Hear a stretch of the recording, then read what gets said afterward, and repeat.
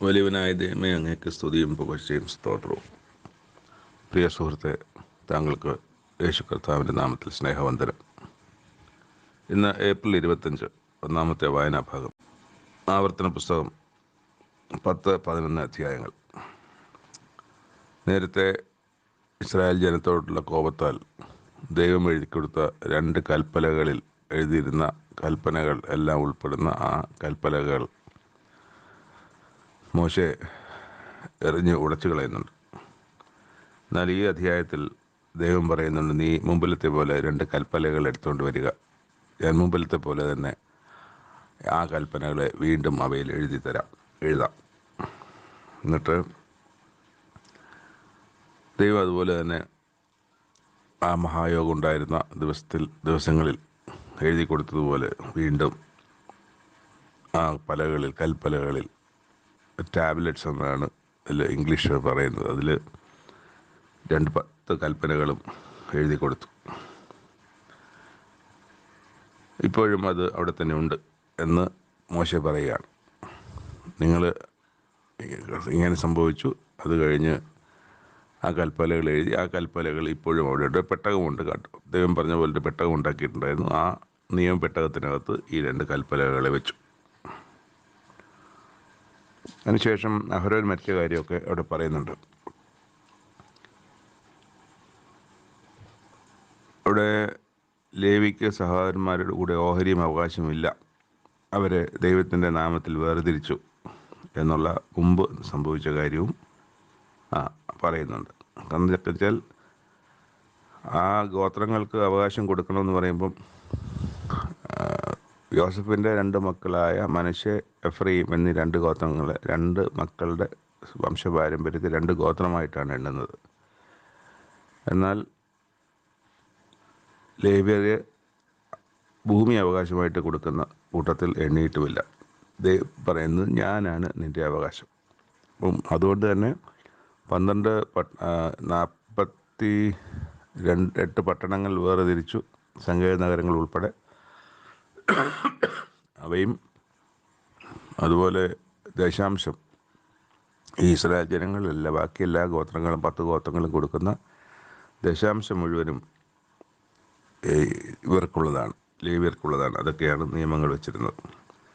ബാക്കി വായിക്കുന്ന ഇങ്ങനെ, ആകയാൽ ഇസ്രായേലെ, നിന്റെ ദൈവമായ യഹോവയെ ഭയപ്പെടുകയും അവൻ്റെ എല്ലാ വഴികളിലും നടക്കുകയും അവനെ സ്നേഹിക്കുകയും നിന്റെ ദൈവമായ യഹോവയെ പൂർണ്ണ ഹൃദയത്തോടും പൂർണ്ണ മനസ്സോടും കൂടി സേവിക്കുകയും ഞാൻ ഇന്ന് നിന്നോട് ആജ്ഞാപിക്കുന്ന യഹോവയുടെ കൽപ്പനകളും ചട്ടങ്ങളും നിന്റെ നന്മയ്ക്കായി പ്രമാണിക്കുകയും വേണം. എന്നല്ലാതെ നിന്റെ ദൈവമായ യഹോവ നിന്നോട് ചോദിക്കുന്നത് എന്ത്? ഇതാ സ്വർഗവും സ്വർഗവും ഭൂമിയും അതിലുള്ളതൊക്കെയും നിന്റെ ദൈവമായ യഹോവയ്ക്കുള്ളവയാകുന്നു. നിന്റെ പിതാക്കന്മാരോട് മാത്രം യഹോവയ്ക്ക് പ്രീതി തോന്നി അവരെ സ്നേഹിച്ചു. അവരുടെ ശേഷം അവരുടെ സന്തതിയായ നിങ്ങളെ ഇന്നുള്ളതുപോലെ അവൻ സകല ജാതികളിലും വെച്ച് തിരഞ്ഞെടുത്തു. ആകയാൽ നിങ്ങൾ നിങ്ങളുടെ ഹൃദയത്തിൻ്റെ അഗ്രചർമ്മം പരിശോധന ചെയ്യുവിൻ. ഇനിമേൽ ദുശ്ശാഠ്യമുള്ളവരാകരുത്. നിങ്ങളുടെ ദൈവമായ യഹോവ ദേവാധിദേവനും ദൈവവും കർത്താവുമായി വല്ലവനും ഭയങ്കരമായ മഹാദൈവമല്ലോ. അവൻ മുഖം നോക്കുന്നില്ല, പ്രതിഫലം വാങ്ങുന്നില്ല. അപ്പം പലരും ദൈവത്തിന് കാണിക്കുകയും അതും ഇതും എണ്ണയും പൈസയും ഒക്കെ കൊടുക്കുന്നുണ്ട്. അങ്ങനെ ഒരു പ്രതിഫലവും ദൈവം വാങ്ങുന്നില്ല. ദൈവത്തിന് അതൊന്നും വേണ്ട. ചുമ്മാതാണ് ഈ പണികളൊക്കെ നമ്മൾ ചെയ്യുന്നത്. ദൈവത്തിന് എന്ന് പറഞ്ഞ് കൊടുക്കുന്നത് മനുഷ്യർ കൊടുക്കൂ. അതാണ് ദൈവം ആവശ്യപ്പെടുന്നത്. ദൈവത്തിൻ്റെ ഭണ്ഡാരങ്ങളിലൊന്നും കൊണ്ടിടാൻ ദൈവം പറയുന്നില്ല. പക്ഷെ അത്തരം ഭണ്ഡാരങ്ങളൊന്നും ഇപ്പോൾ ഇല്ല. ഇന്ന് നമ്മൾ ചെയ്യുന്നതൊക്കെ ആരെയെങ്കിലുമൊക്കെ പുഷ്ടിപ്പെടുത്താനാണ്. അധികാരികളെ പുഷ്ടപ്പെടുത്തുവാൻ, അധികാരികൾക്ക് പ്രമാണിമാർക്ക് ഒക്കെയും എന്തെങ്കിലും ലഭിക്കാനാണ്. അത് അർഹരായവർക്കോ ദരിദ്രർക്കോ ഒന്നും അതിൽ നിന്ന് പോകുന്നില്ല. അതുകൊണ്ട് ദൈവം ഒരു പ്രതിഫലവും വാങ്ങാത്തവനാണ് എന്ന് പറയുന്നുണ്ട്.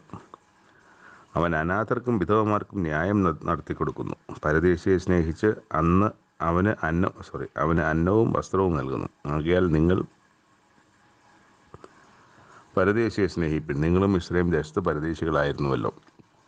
അപ്പം ഇങ്ങനെ ചില കാര്യങ്ങളൊക്കെ ദൈവം നേരത്തെ പറഞ്ഞ കാര്യം തന്നെ, അല്ലെങ്കിൽ സത്യമായ കാര്യങ്ങളൊക്കെ ഇപ്പോൾ മോശെ വീണ്ടും ഈ ജനത്തോട് പറഞ്ഞു ഓർമ്മിപ്പിക്കുകയാണ്. 11-ാം അധ്യായത്തിൽ ആകയാൽ നിന്റെ ദൈവമായ യഹോവയെ സ്നേഹിച്ച് അവൻ്റെ പ്രമാണങ്ങളും ചട്ടങ്ങളും പറഞ്ഞ കാര്യം തന്നെ, വിധികളും കൽപ്പനകളും എല്ലായ്പ്പോഴും പ്രമാണിക്കണം. അത് എന്തിനും പ്രമാണിക്കണമെന്നുള്ളത് പ്രമാണിക്കണമെന്ന് നേരത്തെ പറഞ്ഞിട്ട് അത് എന്തുകൊണ്ടാണ് നിങ്ങൾ പ്രമാണിക്കേണ്ടതെന്നുള്ള കാര്യം പറഞ്ഞിട്ടാണ് പറയുന്നത്. ആകയാൽ ദൈവമായ യഹോവയെ നീ സ്നേഹിച്ച് അവൻ്റെ പ്രമാണങ്ങളും ചട്ടങ്ങളും വിധികളും കൽപ്പനകളും എപ്പോഴും പ്രമാണിക്കണം. നിങ്ങളുടെ ദൈവമായ യഹോവയുടെ ശിക്ഷ, അവൻ്റെ മഹത്വം, അവൻ്റെ ബലമുള്ള കൈ, അവൻ്റെ നീട്ടിയ ഭുജം, അവൻ മിസ്രൈമിൻ്റെ മധ്യേ മിസ്രൈം രാജാവായ ഫറവോനോടും അവൻ്റെ സകല ദേശത്തോടും ചെയ്ത അവൻ്റെ അടയാളങ്ങൾ, അവൻ്റെ പ്രവൃത്തികൾ, അവൻ മിസ്രൈമിൻ്റെ സൈന്യത്തോടും കുതിരകളോടും രഥങ്ങളോടും ചെയ്തു അങ്ങനെ പലതരം അത്ഭുതങ്ങൾ, മനുഷ്യന് അസാധ്യമായ, മനുഷ്യനെ കൊണ്ട് സാധിക്കാത്ത ഒരുപാട് അത്ഭുതങ്ങൾ കണ്ടവരാണ് നിങ്ങളുടെ മുൻ തലമുറയും നിങ്ങളും. അതിനെ സംബന്ധിച്ചാണ്. അപ്പോൾ അതുപോലെ ദാഥാനും അബീരാമും ചെയ്തതിന് ഒരു ഭൂമി വാവിളർന്ന് കുടുംബത്തോടും എല്ലാവരും അങ്ങ് ഭൂമിക്കകത്തേക്ക് പോയ കാര്യമൊക്കെയും ഓർമ്മിപ്പിക്കുക. അങ്ങനൊരു ഭയം അവർക്കുണ്ടാകുവാനും അവർ നന്നായി ജീവിക്കുവാനും വേണ്ടി. നീ ചെല്ലുന്ന ദേശത്ത് നീ തൃപ്തിയായി ഭക്ഷിക്കും. ഇതൊക്കെയും പറയുന്നുണ്ട്. പക്ഷെ അവർ നേരത്തെ പറഞ്ഞല്ലോ, നീ ഉണ്ടാക്കാത്ത മുന്തിരിത്തോട്ടങ്ങളും നീ നട്ടുവളർത്താത്ത കാര്യങ്ങളും നീ ഉണ്ടാക്കാത്ത വീടുകളും ഒക്കെ നിനക്ക് ലഭിക്കും എന്ന് പറയുന്നുണ്ട്. അത് ലഭിക്കുമെന്ന് തന്നെയാണ് പറയുന്നത്. എന്നിട്ട് അവിടെ ശിക്ഷയെ സംബന്ധിച്ച് പറയുന്നുണ്ട്. നീ നേർവഴിതിട്ട് അന്യദൈവങ്ങളെ സേവിച്ച് നമസ്കരിക്കുകയും ചെയ്യാതിരിപ്പാൻ സൂക്ഷിക്കുക. അല്ലാഞ്ഞാൽ യഹോവയുടെ ക്രോധം നിങ്ങളുടെ നേരെ ജ്വലിച്ചിട്ട് മഴ പെയ്യാതിരിക്കേണ്ടതിന് അവൻ ആകാശത്തെ അടച്ചുകളയും ഭൂമി അനുഭവം തരാതിരിക്കുകയും യഹോവ നിങ്ങൾക്ക് തരുന്ന നല്ല ദേശത്ത് നിങ്ങൾ വേഗം നശിച്ചു പോവുകയും ചെയ്യും. അതുകൊണ്ട് നിങ്ങൾ ഈ കൽപ്പനകളൊക്കെ ഹൃദയത്തിൽ സംഗ്രഹിച്ച് കയ്യിൽ മേൽ അടയാളമായി കെട്ടി കണ്ണുകൾക്ക് നടുവെ പട്ടമാക്കി വെച്ച് ഒക്കെയും വേണം നിങ്ങൾ ജീവിക്കേണ്ടത്. നിങ്ങൾ തമ്മിൽ അവയെക്കുറിച്ച് സംസാരിക്കണം. നിങ്ങൾ മക്കളോട് അത് ഉപദേശിക്കണം. അപ്പോൾ അത്തരം കാര്യങ്ങൾ അവിടെ പറയും. നിങ്ങളുടെ ഉള്ളംകാൽ ചവിട്ടുന്ന ഇടമൊക്കെയും നിങ്ങൾക്ക് ആകും. നിങ്ങൾ കനാനിലേക്ക് പോകണ്ട, അവിടെ പോയി നിങ്ങൾ കാല് ചവിട്ടുന്ന ദേശമൊക്കെയും നിങ്ങൾക്കാകും. വീണ്ടും പറയുക, നീ കൈവശമാക്കുവാൻ ചെല്ലുന്ന ദേശത്ത് നിന്റെ ദൈവമായ യഹോവ നിന്നെ കടത്തിയ ശേഷം ഗെരിസീം മലമേൽ വെച്ച് അനുഗ്രഹവും ഏബാൽ മലമേൽ വെച്ച് ശാപവും പ്രസ്താവിക്കണം. അപ്പോൾ അതിന് അപ്പുറത്താണ് ഈ രണ്ട് മലകൾ. ഒന്ന് ശാപത്തിൻ്റെ മലയായിട്ടും ഒന്നിനെ അനുഗ്രഹത്തിൻ്റെ മലയായിട്ടുമാണ് പ്രതിപാദിച്ചിരിക്കുന്നത്. അങ്ങനെ ഉള്ള കാര്യങ്ങളും പറഞ്ഞ് വീണ്ടും പറയുകയാണ്, നിങ്ങൾ ദൈവത്തിൻ്റെ കൽപ്പന അനുസരിച്ച് നടക്കണം എന്നും പറയുന്നുണ്ട്. അവിടെ മുമ്പ് പറയുന്നൊരു കാര്യം, ഇന്ന് നിൻ്റെ മുമ്പിൽ അനുഗ്രഹവും ശാപവും നിങ്ങളുടെ മുമ്പ് വയ്ക്കുകയാണ്.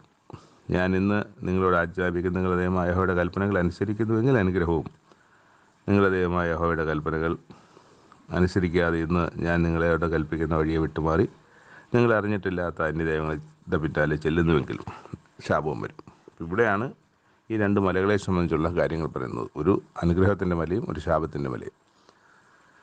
അവിടെ വെച്ച് ഈ കാര്യങ്ങൾ പ്രസ്താവിക്കണം എന്നൊക്കെ പറഞ്ഞിട്ടാണ് ഈ 11-ാം അധ്യായം അവസാനിക്കുന്നത്. രണ്ടാമത്തെ വായനാഭാഗം സഭാപ്രസംഗി 4-ാം അധ്യായം. സഭാപ്രസംഗി മായ എന്ന് പോകുന്ന കാര്യത്തിൽ വേറെയും ചില കാര്യങ്ങളിവിടെ പറയുന്നുണ്ട്. ഇന്ന് എൻ്റെ മുമ്പിൽ അല്ലെങ്കിൽ സഭാപ്രസംഗിന് മുമ്പിൽ ജീവിച്ചിരിക്കുന്ന ഒരു തലമുറ, അവരെക്കാളും ഭേദപ്പെട്ടവരാണ് നേരത്തെ മരിച്ചുപോയവർ. കാരണം ഇന്ന് ജീവിച്ചിരിക്കുന്നവർക്ക് പലതരം പീഡനങ്ങൾ, കണ്ണുനീരൊഴുക്കുന്നു, അവർക്ക് ആശ്വസിപ്പിക്കാൻ ആരുമില്ല, പീഡിപ്പിക്കുന്ന കയ്യാറവർ, ബലാത്കാരം അനുഭവിക്കുന്നു. ഇതൊക്കെ കണ്ടുകൊണ്ടിരിക്കുകയാണ്. അപ്പോൾ ജീവിച്ചിരിക്കുന്നവരുടെ കാര്യത്തെക്കുറിച്ചാണ് പറയുന്നത്. അപ്പോൾ ജീവിച്ചിരിക്കുന്നവരുടെ ഈ കഷ്ടങ്ങളൊക്കെ കാണുമ്പോൾ മരിച്ചവർ എത്ര ഭാഗ്യവാന്മാർ എന്ന് ഞാൻ കാണുകയാണ്. അതുപോലെ ഇതുവരെയും ജനിക്കാത്തവരും അവരും അനുഗ്രഹിക്കപ്പെട്ടവരാണ്. ഇത് ഒരു കൈൻഡ് ഓഫ് വ്യൂ ആണ്, അല്ലെങ്കിൽ വിഷനാണ്, അല്ലെങ്കിൽ ഒരു കാഴ്ചയാണ് അദ്ദേഹത്തിൻ്റെ. അത് വേറൊരു നിലവാരത്തിൽ നിന്നുള്ള കാഴ്ചയാണ്. അപ്പം മരിച്ചുപോയവർ ഭാഗ്യവാന്മാർ, അവർ ജീവിച്ചിരുന്നെങ്കിൽ ഈ കഷ്ടമൊക്കെ അനുഭവിക്കേണ്ടി വരില്ല. ഇതുവരെ ജനിക്കാത്തവരോ അവർക്ക് ഈ കഷ്ടമൊന്നും അനുഭവിക്കേണ്ടേ വന്നിട്ടില്ല. അങ്ങനെ അവരെല്ലാം ഭാഗ്യവാന്മാരെന്നാണ് പറയുന്നത്. ഞാനങ്ങനെ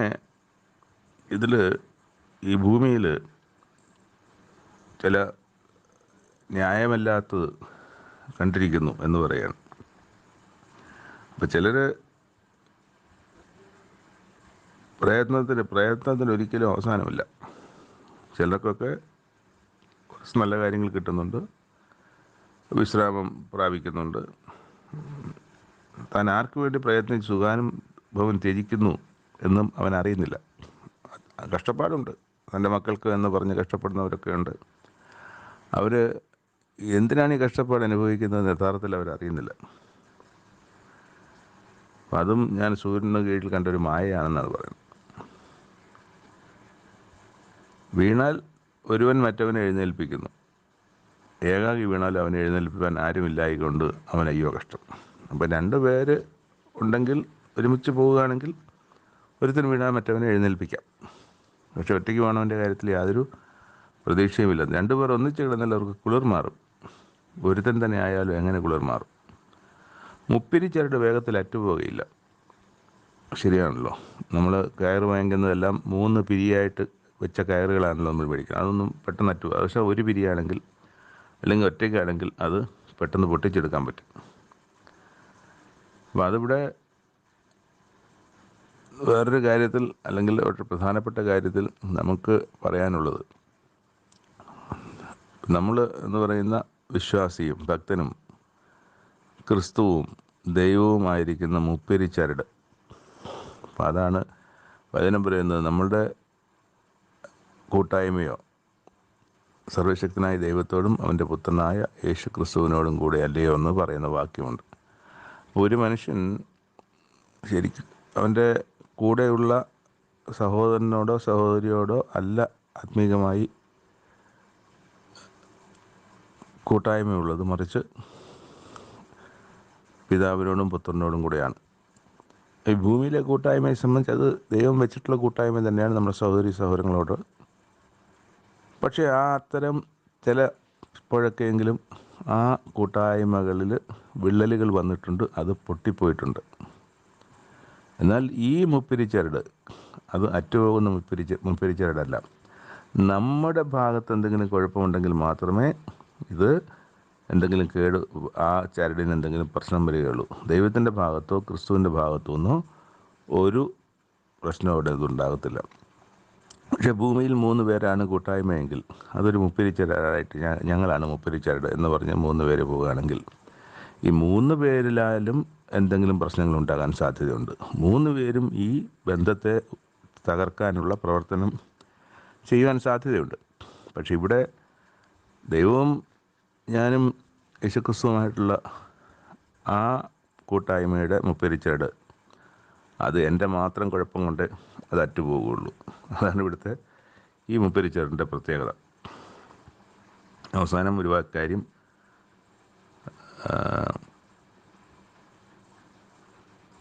ഒന്നിനും പ്രബോധനം കൈക്കൊള്ളാത്ത വൃദ്ധനും മൂഢനുമായ ഒരു രാജാവിനേക്കാൾ ദരിദ്രനും ജ്ഞാനിയുമായ ഒരു ബാലൻ കൊള്ളാം. അവൻ മറ്റവൻ്റെ രാജ്യത്തിൽ ദരിദ്രനായി ജനിച്ചിട്ടും രാജാവായി വാഴേണ്ടതിന് കാരാഗ്രഹത്തിൽ നിന്ന് വരുന്നു. മറ്റവന് പകരം എഴുന്നേറ്റ ബാലൻ്റെ പക്ഷം സൂര്യന് കീഴെ സഞ്ചരിക്കുന്ന ജീവനുള്ളവരൊക്കെയും ചേർന്നിരിക്കുന്നത് ഞാൻ കണ്ടു. അവൻ അസംഖ്യ ജനത്തിനൊക്കെയും തലവനായിരുന്നു. എങ്കിലും പിന്നെയുള്ളവർ അവനിൽ സന്തോഷിക്കുകയില്ല. അതും മായയും വൃഥാപ്രയത്നവും അത്രേ. അപ്പോൾ രാജാക്കന്മാരുടെ അധികാരമൊക്കെ മാറുകയും വേറൊരുത്തിന് അധികാരത്തിൽ വരുന്നതൊക്കെയും കാര്യത്തെ സംബന്ധിച്ചാണ്. അപ്പോൾ അവിടെ ആ രാജാവിൻ്റെ മകനല്ല അധികാരത്തിൽ വരുന്നത്, അവൻ നിന്ദിക്കപ്പെട്ടുമൊക്കെ കിടന്ന ഒരുവനാണ് അധികാരത്തിൽ വരുന്നത്. ശരിക്കും പറഞ്ഞാൽ രാജാവിൻ്റെ എല്ലാ സ്ഥലങ്ങളിലും രാജാവ്, അത് കഴിഞ്ഞ് രാജാവിൻ്റെ മകൻ, പിന്നെ അയാളുടെ മകൻ, ഇങ്ങനെയാണല്ലോ. അപ്പം അത് ബ്രേക്കാകുന്ന സന്ദർഭങ്ങളുണ്ടായിട്ടുണ്ട്. എന്നാൽ അതിൻ്റെ അടുത്ത തലമുറ അല്ലെങ്കിൽ അതിനുശേഷം വരുന്ന കാര്യത്തെ സംബന്ധിച്ച് ജനത്തിന് തൃപ്തികരമല്ല എന്ന് ഇവിടെയും പറയുന്നത്. അപ്പം വ്യത്യസ്തമായ പല കാര്യങ്ങളുണ്ട്. അതിലൊരു ഉദാഹരണമാണ് ഇവിടെ ശലോമോൻ അല്ലെങ്കിൽ സഭാപ്രസംഗി പറഞ്ഞിട്ട് പറയാണ്, അതും മായ അത്രേ, നിലനിൽക്കുന്നതല്ല എന്നർത്ഥം. അപ്പം അങ്ങനെയൊക്കെ ഉണ്ടായിട്ടൊന്നും കാര്യമില്ല. ഇതൊക്കെ സംഭവിക്കുന്നുണ്ട് ഭൂമിയിൽ, പക്ഷെ അതിലൊന്നും കാര്യമില്ല. പിന്നെ എന്താണ് മായ അല്ലാത്തതെന്നുള്ളതാണ് നമ്മൾ കഴിഞ്ഞ ദിവസം അവസാനത്തെ അധ്യായത്തിൽ വായിച്ചത്. നമുക്ക് മുന്നോട്ട് വരുമ്പം മായ അല്ലാത്ത എന്തെന്നുള്ളത് ഒന്നുകൂടെ വായിച്ച് നമുക്ക് ഗ്രഹിക്കാം. അപ്പോസ്തല പ്രവൃത്തികൾ 1-ാമത്തെ അധ്യായമാണ് നമുക്ക് ഇന്നത്തെ 3-ാമത്തെ വായനാ ഭാഗമായിട്ട് ക്രമീകരിച്ചിട്ടുള്ളത്. അപ്പോസ്തല പ്രവൃത്തികളെ പറയുമ്പോൾ അതിൻ്റെ ടൈറ്റിൽ പോലെ തന്നെ ദ ആക്ട്സ് ഓഫ് അപ്പോസ്റ്റൽസ് എന്നാണ് ഇംഗ്ലീഷ് അതിൻ്റെ ടൈറ്റിൽ. മലയാളത്തിലും അതിൻ്റെ അതേ തലക്കെട്ട് തന്നെയാണ് അപ്പോസ്തലന്മാരുടെ പ്രവൃത്തികൾ. യേശുക്രിസ്തുവിൻ്റെ ശിഷ്യന്മാരായിരിക്കുന്ന അപ്പോസ്തലന്മാർ, എല്ലാ അപ്പോസ്തലന്മാരുടെയും പ്രവൃത്തികൾ വിശദമായി ഒന്നും നമുക്ക് കാണാനൊക്കത്തില്ലെങ്കിലും പലരുടെയും കയറിയും കുറഞ്ഞുമൊക്കെയും പ്രവൃത്തികൾ, അതിലേറ്റവും കൂടുതൽ കാണുന്നത് പൗലോസ് എന്ന മനുഷ്യൻ്റെ ദൈവമായിട്ടുള്ള ബന്ധത്തിലുള്ള തീവ്രതയും പ്രവൃത്തികളുമാണ്. അത് നമ്മൾ ശ്രദ്ധിച്ച് മനസ്സിലാക്കുമ്പോൾ അദ്ദേഹത്തോട് കൂടെ ഉണ്ടായിരുന്ന, ഒട്ടുമിക്ക എല്ലാ സന്ദർഭങ്ങളിലും കൂടെ ഉണ്ടായിരുന്ന ഒരാളാണ് ഈ അപ്പോസ്തലന്മാരുടെ പ്രവൃത്തികൾ എഴുതിയത്. നമ്മൾ ശ്രദ്ധയോടെ വായിച്ചാൽ മാത്രമേ അതിനകത്ത് ഈ വായനകളിൽ അത് നമുക്ക് മനസ്സിലാക്കി പോകാനൊക്കെ ഉള്ളൂ. എങ്കിലും അത് ആരെന്ന് ഞാൻ പറഞ്ഞു പോകാം. അത് ലൂക്കോസിൻ്റെ സുവിശേഷം എഴുതിയ ലൂക്കോസ് എന്ന വൈദ്യനായ ലൂക്കോസ് തന്നെയാണ് അപ്പോസ്തല പ്രവൃത്തികളുടെയും രചയിതാവ്. അപ്പോൾ ഈ ലൂക്കോസാണ് ഒട്ടുമിക്ക പല സന്ദർഭങ്ങളിലും ഈ പൗലോസിനോട് കൂടെ ഉണ്ടായിരുന്നത്. അത് വായിക്കുമ്പോൾ ഞങ്ങൾ അവിടെ നിന്ന് കപ്പൽ നീക്കി പമ്പുലിലേക്ക് കപ്പൽ അടുപ്പിച്ചു, അല്ലെങ്കിൽ അവിടെ ശീതകാലം ഞങ്ങൾ ഒരുമിച്ച് കഴിച്ചു, കപ്പൽ ഛേദത്തിൽ ഞങ്ങൾ അകപ്പെട്ടു, ഞങ്ങൾ എന്ന് പറയുമ്പം ഈ എഴുതുന്ന ആൾ അതിനകത്തുണ്ടെങ്കിൽ മാത്രമേ ഞങ്ങളെന്ന് പറയാനൊക്കെ ഉള്ളൂ. അപ്പോൾ അതാണ് അതിനകത്തുള്ളൊരു തെളിവ് എന്ന് പറയുന്നത്. അപ്പോൾ ഇത് കൂടെ ശ്രദ്ധിച്ച് വായിക്കണമെന്നുള്ളതേ ഉള്ളൂ. അപ്പോൾ 1-ാം നൂറ്റാണ്ടിൽ തന്നെയാണ് ഇതും എഴുതപ്പെട്ടത്. പൗലോസ് അപ്പോസ്തലൻ മരിക്കുന്നതിന് തൊട്ട് മുമ്പുള്ള കാര്യങ്ങൾ, അതായത് പൗലോസ് അപ്പോസ്തലൻ അവസാനമായി കാരാഗ്രഹത്തിലാകുന്നത് വരെയുള്ള കാര്യങ്ങൾ ഇതിനകത്ത് എഴുതും. പൗലോസ് അപ്പോസ്തലൻ്റെ മരണം ഇതിനകത്ത് രേഖപ്പെടുത്തിയിട്ടില്ല. പക്ഷേ മരണത്തിന് മുമ്പ് കാരാഗ്രഹത്തിലാകുന്നതും പിന്നെ റോമിൽ തന്നെ ജീവിതം കണ്ടിന്യൂ ചെയ്തതുമായിട്ടുള്ള അവസാനത്തിന് തൊട്ട് മുമ്പുള്ള കാര്യം വരെ എഴുതിയിട്ടുണ്ട്. അപ്പോൾ നമുക്ക് വേണമെങ്കിൽ ചിന്തിക്കാം, ആ കാലമായപ്പോഴത്തേക്ക് ചിലപ്പം ലൂക്കോസ് നേരത്തെ മരിച്ചിട്ടുണ്ടാകാം, അല്ലെങ്കിൽ പിന്നെ ഈ പൗലോസ് അപ്പോസ്തലൻ്റെ മറ്റ് കാര്യങ്ങളൊന്നും അറിയാൻ കഴിഞ്ഞിട്ടുണ്ടാകില്ല. അപ്പോൾ അതൊക്കെ കൊണ്ടായിരിക്കും ആ എഴുത്ത് അവിടെ അവസാനിച്ച് പോയത്. അപ്പോൾ ഇവിടെ എൻ്റെ തുടക്കത്തിൽ തന്നെ നമുക്ക് ലൂക്കോസിൻ്റെ സുവിശേഷം 1-ാം അധ്യായത്തിൻ്റെ ടൈറ്റിൽ കാണുന്ന പോലെ തന്നെ കാണാൻ പറ്റും, തിയോഫിലോസെ, ഞാൻ എഴുതിയ 1-ാമത്തെ ചരിത്രം. അതാണ് ലൂക്കോസിൻ്റെ സുവിശേഷം. 1-ാമത്തെ ചരിത്രം യേശു തിരഞ്ഞെടുത്ത അപ്പോസ്തലന്മാർക്ക് പരിശുദ്ധാത്മാവിനാൽ കൽപ്പന കൊടുത്തിട്ട് ആരോഹണം ചെയ്ത നാൾ വരെ അവൻ ചെയ്തും ഉപദേശിച്ചും തുടങ്ങിയ യേശുക്രിസ്തു ചെയ്തും ഉപദേശിച്ചും തുടങ്ങിയ സകലത്തെയും കുറിച്ച് ആയിരുന്നുവല്ലോ. 1-ാമത്തെ വാക്യമാണ്, ഞാൻ ആദ്യം എഴുതിയ സുവിശേഷം എന്തിനെക്കുറിച്ചായിരുന്നു എന്നാണ് ഇവിടെ സൂചിപ്പിക്കുന്നത്. അത് കഴിഞ്ഞിട്ട് അത്രയും കാര്യങ്ങൾ ഒരു സുവിശേഷം, ലൂക്കോസിൻ്റെ സുവിശേഷം മൊത്തത്തിൽ ആ ഒറ്റ വാക്യത്തിനകത്ത് എഴുതി ഫലിപ്പിക്കാൻ ലൂക്കോസ് എന്ന ദൈവദാസന് കഴിഞ്ഞു. എന്നിട്ട് 2-ാമത്തെ വാക്യം മുതൽ നമ്മൾ വായിക്കുന്നത്, അവൻ കഷ്ടം അനുഭവിച്ച ശേഷം 40 നാളോളം അവർക്ക് പ്രത്യക്ഷനായി. അപ്പം ഇത് ലൈവ് കാലമാണ്. പ്രത്യക്ഷനായി ദൈവരാജ്യം സംബന്ധിച്ച കാര്യങ്ങൾ പറഞ്ഞുകൊണ്ട് താൻ ജീവിച്ചിരിക്കുന്നതെന്ന് അനേക ദൃഷ്ടാന്തങ്ങളിൽ അവർ കാണിച്ചു കൊടുത്തു. അങ്ങനെ അവൻ അവരുമായി കൂടിയിരിക്കുമ്പോൾ അവരോട്, നിങ്ങൾ യെരുശലേമിൽ നിന്ന് വാങ്ങിപ്പോകാതെ എന്നോട് കേട്ട പിതാവിൻ്റെ വാഗ്ദത്തത്തിനായി കാത്തിരിക്കണം. യോഹന്നാൻ വെള്ളം കൊണ്ട് സ്നാനം കഴിപ്പിച്ചു, നിങ്ങൾക്കോ ഇനി ഏറെ നാൾ കഴിയും മുമ്പ് പരിശുദ്ധാത്മാവ് കൊണ്ട് സ്നാനം ലഭിക്കും. അപ്പോൾ ഈ പരിശുദ്ധാത്മാവ് കൊണ്ട് സ്നാനം ലഭിക്കുന്ന ഈ കാലഘട്ടത്തിലാണ് ലൂക്കോസ് നിൽക്കുന്നത്. അത് എഴുതാൻ പോവുകയാണ്, അതിനെ സംബന്ധിച്ച് അത് സംഭവിക്കാൻ പോവുകയാണ്, അല്ലെങ്കിൽ ഇത് എഴുതാൻ പോവുകയാണ്. അതിനെക്കുറിച്ച് അത് എഴുതുന്നതിൻ്റെ ഒരു മുഖവുരയാണ്, യേശുക്രിസ്തു മുമ്പ് ഈ പരിശുദ്ധാത്മാവ് നിങ്ങൾക്ക് ലഭിക്കും, അതുകൊണ്ട് നിങ്ങൾ വാഗ്ദത്തത്തിനായി കാത്തിരിക്കണം, എങ്ങോട്ട് നിങ്ങൾ യെരുശലേമിൽ നിന്ന് മാറിപ്പോകരുത്, യെരുശലേമിൽ തന്നെ ഉണ്ടാകണം എന്ന് പറയുന്നത് ഇവിടെ ഓർപ്പിക്കുകയാണ്.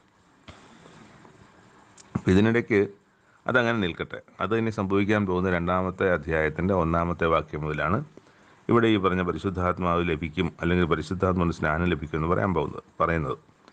അതിനിടയ്ക്ക് ഒരു കാര്യം പറയുന്നത്, അവർ ഒരുമിച്ച് കൂട്ടിയിരുന്നപ്പോൾ അവർ യേശുക്രിസ്തുവിനോട് ചോദിച്ചൊരു കാര്യത്തെ സംബന്ധിച്ചാണ്. കർത്താവെ, ഇന്ന് ഇസ്രായേലിന് ഈ കാലത്തിൽ ഒരു രാജ്യം യഥാസ്ഥാനത്തേക്ക് കൊടുക്കുന്നതെന്ന് ചോദിച്ചു ക്രിസ്തു കൂടെ ഉള്ളപ്പോൾ. അവരോട് ക്രിസ്തുവിൻ്റെ മറുപടി പറഞ്ഞത്, പിതാവ് തൻ്റെ സ്വന്തം അധികാരത്തിൽ വെച്ചിട്ടുള്ള കാലങ്ങളെയോ സമയങ്ങളെയോ അറിയുന്നത് നിങ്ങൾക്കുള്ളതല്ല, എന്നാൽ പരിശുദ്ധാത്മാവ് നിങ്ങളുടെ മേൽ വരുമ്പോൾ നിങ്ങൾ ശക്തി ലഭിച്ചിട്ട് യെരുശലേമിലും യഹൂദയിലും എല്ലായിടത്തും ശമര്യയിലും ഭൂമിയുടെ അറ്റത്തോളം എൻ്റെ സാക്ഷികളാകുമെന്ന് പറഞ്ഞു. അപ്പോൾ ഇത് യേശുക്രിസ്തു ഉയർത്തെഴുന്നേറ്റ ശേഷമാണ് ഈ ചോദ്യം ചോദിക്കുന്നത്. ഈ ചോദ്യം മത്തായി 26-ാം അധ്യായത്തിലാണെന്ന് തോന്നുന്നു, 26-ലോ 25-ലോ യേശുക്രിസ്തുവിനോട് ഇത് ചോദിക്കുന്നുണ്ട്, നിൻ്റെ വരവിനും ലോകാവസാനത്തിനും അടയാളം എന്തെന്ന്. അപ്പോൾ യേശുക്രിസ്തു അടയാളവും കാര്യങ്ങളും ഒക്കെ അവസാനം പറഞ്ഞിട്ട് പറയുന്നു, അത് എപ്പോഴെന്ന് ചോദിക്കുന്നത്, എപ്പോൾ സംഭവിക്കും എന്ന് ചോദിക്കും ചോദ്യത്തിന് അത് എപ്പോൾ സംഭവിക്കും എന്ന് പിതാവിന് മാത്രമേ അറിയുള്ളൂ, ദൂതന്മാർക്ക് അറിയില്ല, പുത്രനായ എനിക്കും അറിയില്ല എന്നാണ് അവിടെ യേശുക്രിസ്തു മറുപടി പറഞ്ഞത്. അപ്പോൾ യേശുക്രിസ്തുവിന് പോലും അറിയില്ല, അല്ലെങ്കിൽ ദൂതന്മാർക്ക് പോലും അറിയില്ല. അത് പിതാവ് തൻ്റെ കാലത്തിൻ്റെ രഹസ്യമാക്കി വെച്ചിരിക്കുന്ന കാര്യമാണ്. അത് അന്വേഷിക്കാനുള്ള ജോലി നമുക്കിപ്പോൾ ഇല്ല എന്നുള്ളതും അവിടെ കൃത്യമായി തന്നെ യേശുക്രിസ്തു പറയുന്നുണ്ട്. ആ കാര്യം ഇപ്പോൾ രണ്ടാമത് വീണ്ടും യേശുക്രിസ്തു ഉയർത്തെഴുന്നേറ്റ ശേഷവും വീണ്ടും ചോദിക്കുകയാണ്. അപ്പം ഇവിടെ പറയുന്നത്, നിങ്ങൾ പരിശുദ്ധാത്മാവിന് ശക്തി ലഭിച്ചിട്ട് ശമര്യയിലും യഹൂദിയയിലും എല്ലായിടത്തും യെരുശലേമിലും ഭൂമിയുടെ അറ്റത്തോളം എൻ്റെ സാക്ഷികളാകും. ഇത് പറഞ്ഞ ശേഷം അവർ കാണുക യേശുക്രിസ്തു ആരോഹണം ചെയ്തു, ഒരു മേഘം അവനെ മൂടിയിട്ട് അവൻ അവരുടെ കാഴ്ചയ്ക്ക് മറഞ്ഞു. അപ്പോൾ അവിടെ പോകുമ്പോൾ 2 ദൈവദൂതന്മാരവിടെ നിൽക്കുന്ന അവർ കാണുന്നുണ്ട്.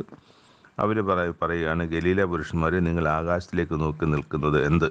അപ്പോൾ അവിടെ ഒരു ചോദ്യം ചോദിച്ചു, എന്നാണ് ഇത് സംഭവിക്കുക എന്നുള്ളതാണ് അവർ ചോദിക്കുന്നത്. ഇത് ഈ രാജ്യം യഥാസ്ഥാനത്താക്കി കൊടുക്കുന്നത് എന്ന്. ആ ചോദ്യത്തിന് ഉത്തരം അവിടെ പറയുന്നത് ക്രിസ്തു അല്ല, അത് ഒരു ഉത്തരം അവിടെ ലഭിക്കുന്നുണ്ട്. അത് ദൈവദൂതന്മാർ പറയുന്ന ഉത്തരമാണ്. നിങ്ങൾ വിട്ട് സ്വർഗാരോഹണം ചെയ്ത ഈ യേശുവിനെ സ്വർഗത്തിലേക്ക് പോകുന്നവനായി നിങ്ങൾ കണ്ടതുപോലെ അവൻ വീണ്ടും വരും, അവൻ വീണ്ടും വരും, അവൻ വീണ്ടും വരും. അപ്പോഴാണ് രാജ്യം യഥാസ്ഥാനത്താക്കി കൊടുക്കുന്നത് എന്ന ഒരു സൂചന അവിടെ ലഭിക്കുന്നുണ്ട്. പക്ഷെ ഒരിക്കലും അതെന്നാണെന്നുള്ളത് അവിടെ ദൂതന്മാരും പറയുന്നില്ല, ക്രിസ്തുവും പറയുന്നില്ല. ഈ ചോദിച്ച ശിഷ്യന്മാർക്ക് അത് അതിൻ്റെ ഉത്തരം കിട്ടിയുമില്ല. ഇവിടെ ഒരു കാര്യം പറയുന്നുണ്ട്, നിങ്ങളിവിടെ സ്വർഗാരോഹണം ചെയ്ത യേശുവിനെ സ്വർഗത്തിലേക്ക് പോകുന്നതിനായി നിങ്ങൾ കണ്ടതുപോലെ അവൻ വീണ്ടും വരും. യഥാർത്ഥത്തിൽ അന്നാണ് രാജ്യം യഥാസ്ഥാനത്താക്കി കൊടുക്കുന്നതിൻ്റെ പ്രോസസ്സ് ആരംഭിക്കുക. ആ ദിവസം തന്നെ കൊടുക്കുമെന്നല്ല, അതിൻ്റെ പ്രോസസ്സ് ആരംഭിക്കുക. അത് ഞാൻ ഈ ഒരു ഭാഗം വെച്ചിട്ടല്ല, ഈ പുസ്തകത്തിലെ മറ്റ് പല ഭാഗങ്ങളും വായിച്ചതിൻ്റെ അടിസ്ഥാനത്തിൽ മനസ്സിലാക്കിയതിൻ്റെ അടിസ്ഥാനത്തിലാണ് അത് പറയുന്നത്. അതിൻ്റെ ആരംഭം അവിടെ തുടങ്ങും. അതിന് വീണ്ടും വർഷങ്ങളോളം എടുക്കും. അതൊരു രാജ്യം, മുമ്പ് ഉണ്ടായിരുന്ന രാജ്യം, ആ രാജ്യം എന്താണെന്ന് ശരിക്കും പഠിക്കണം. മുമ്പുണ്ടായിരുന്ന രാജ്യം യഥാസ്ഥാനം. ഇവർ ചോദിക്കുന്ന ചോദ്യം ദാവീദിൻ്റെ രാജ്യം ആണ്. ദാവീദ് മുതൽ തുടങ്ങിയ ഒരു രാജ്യമാണ്. പക്ഷേ ആ ദാവീദിൻ്റെ രാജ്യം അതിനു മുമ്പേ അത് ശൗലിൻ്റെ രാജ്യമായിരുന്നു. ശൗലിന് മുമ്പേ ആ രാജ്യത്തിൽ രാജാവില്ലായിരുന്നു. അവിടെ ന്യായാധിപന്മാരാണ് രാജ്യം ഭരിച്ചിരുന്നത്. അതിനു മുമ്പ് യോശുവയാണ് അവർക്ക് നേതാവ്. അതിനു മുമ്പ് മോശയായിരുന്നു അവർക്ക് നേതാവ്. എന്നാൽ ഈ മോശ അവർക്ക് നേതാവായിരിക്കുമ്പോഴും യോശുവ നേതാവായിരിക്കുമ്പോഴും അവരുടെ ന്യായാധിപന്മാർ അവർക്ക് ന്യായപാലനം ചെയ്തുകൊണ്ടിരുന്ന കാലത്തും അതിൻ്റെ അവസാനം ശമൂവേൽ എന്ന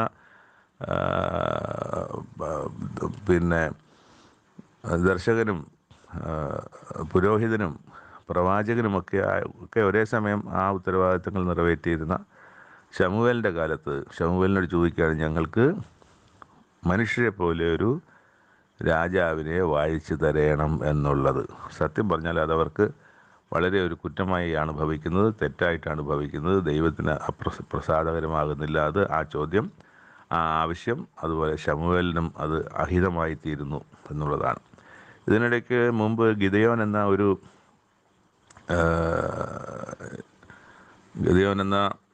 ന്യായാധിപൻ്റെ കാലത്ത് ഗിദെയോൻ ഒരു യുദ്ധം ജയിച്ചു വരുമ്പം അവർ ഗിദെയോനോട് പറയുന്നുണ്ട്, നീ ഞങ്ങൾക്ക് രാജാവായിരിക്കുക, അതിനുശേഷം നിൻ്റെ മകൻ ഞങ്ങൾക്ക് രാജാവായിരിക്കട്ടെ, അതിനുശേഷം അവൻ്റെ മകൻ ഞങ്ങൾ രാജാവായിരിക്കട്ടെ എന്ന് പറയുന്നുണ്ട്.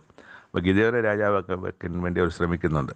അപ്പോൾ ഗിദെയോൻ പറഞ്ഞു, ഞാൻ നിങ്ങൾക്ക് രാജാവാകയില്ല, എൻ്റെ മകനും രാജാവാകയില്ല, എൻ്റെ മകൻ്റെ മകനും രാജാവാകില്ല. അവിടെ പക്ഷേ ഒരു കാര്യം പറയുന്നുണ്ട്, യഹോവ ദൈവമാണ് നിങ്ങൾക്ക് രാജാവ് എന്നുള്ള കാര്യം. അപ്പം അത് അവിടെ നമ്മൾ വായിച്ചു പോകുമ്പോൾ ചിലപ്പോൾ ശ്രദ്ധിക്കുന്നുണ്ടാവില്ല. ആ ഒരു സത്യം അവിടെ പറയുന്നുണ്ട്. അത് കഴിഞ്ഞ് ശമൂവേലിനോട് ഈ ആവശ്യം പറയുമ്പോൾ ശമൂവേലിനോട് ദൈവം പറയുന്നത്, ശമൂവേൽ പ്രവാചകൻ്റെ 12-ാം അധ്യായത്തിൽ, നഹശോൻ നിങ്ങളുടെ യുദ്ധത്തിന് വരുമ്പം അവർ യഹോവ നിങ്ങൾക്ക് രാജാവ്, ദൈവം തന്നെ ശമൂവേലിനോട് പറയുന്നത്, യഹോവ നിങ്ങൾക്ക് രാജാവായിരിക്കെ. അത് അല്ല, ശമൂവേൽ പ്രവാചകൻ ഇസ്രായേൽ മക്കളോട് പറയുന്നതാണ്.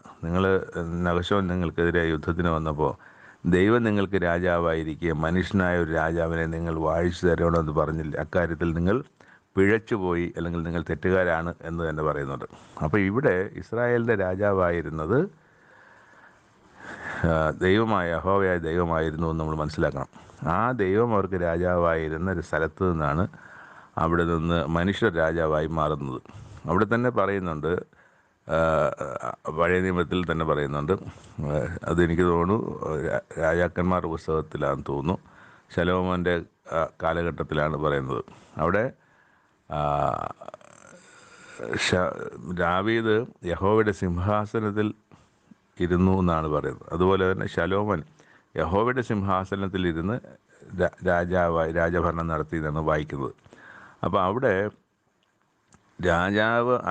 രാജാവായിരുന്ന ഇസ്രായേലിൻ്റെ രാജാവായിരുന്ന യഹോവയായിരുന്നു. ആ യഹോവയുടെ സിംഹാസനത്തിൽ, അവിടെ ഒരു സിംഹാസനം, ഫിസിക്കലി സിംഹാസനമൊന്നുമില്ല, ആ സ്ഥാനത്താണ് ദൈവം ഈ ശൗലിന് ശേഷം ദാവീദിന് ശേഷം ശലോമോന് ശേഷം രാജ്യം രണ്ടാക്കപ്പെടുകയും 2 രാജ്യങ്ങൾക്കും പ്രത്യേക രാജാക്കന്മാരാവുകയും അങ്ങനെ 42 രാജാക്കന്മാർ ഇസ്രായേലിൽ വാഴുകയും ചെയ്തിട്ട് യഹോസ്കേൽ പ്രവാചകൻ്റെ കാലത്ത് ദൈവം പറയുന്നതാണ്, ഞാൻ ആ രാജ്യത്വം ഇനി അവിടെ ഉണ്ടാക്കി വെച്ചിരിക്കുകയില്ല, അതിനെ ഞാൻ നശിപ്പിക്കും. അങ്ങനെ അത് 3 പ്രാവശ്യം പറയുന്നത്, നശിപ്പിക്കും, ഉന്മൂലനാശം ചെയ്യുമെന്ന് 3 പ്രാവശ്യം പറയുന്നത്. അത് 3 പ്രാവശ്യം പറയുന്നത് അതിൻ്റെ ഉറപ്പാണ്. അത് കഴിഞ്ഞിട്ട് സിദെക്കിയാവ് എന്ന രാജാവിൻ്റെ, അതിനു മുമ്പ് ഇസ്രായേൽ രാജ്യത്വം നശിച്ചു, യോവാശാന്ന് തോന്നുന്നു അവസാനത്തെ രാജാവ്. അതിനുശേഷം ഏകദേശം 150 വർഷം കഴിയുമ്പോൾ യഹൂദ എന്ന രാജ്യവും അവസാനിക്കുന്നുണ്ട്. അപ്പോൾ യഹോസ്കേൽ പ്രവചനത്തിൽ പറയുന്ന പോലെ അതിനി അവിടെ ഉണ്ടാകില്ല. ആ സിദെക്കിയ രാജാവിൻ്റെ കാലത്തിന് ശേഷം പിന്നെ അവിടെ രാജാവ് ഉണ്ടായിട്ടില്ല. അത് യേശുക്രിസ്തുവിൻ്റെ കാലത്തും രാജാവില്ല.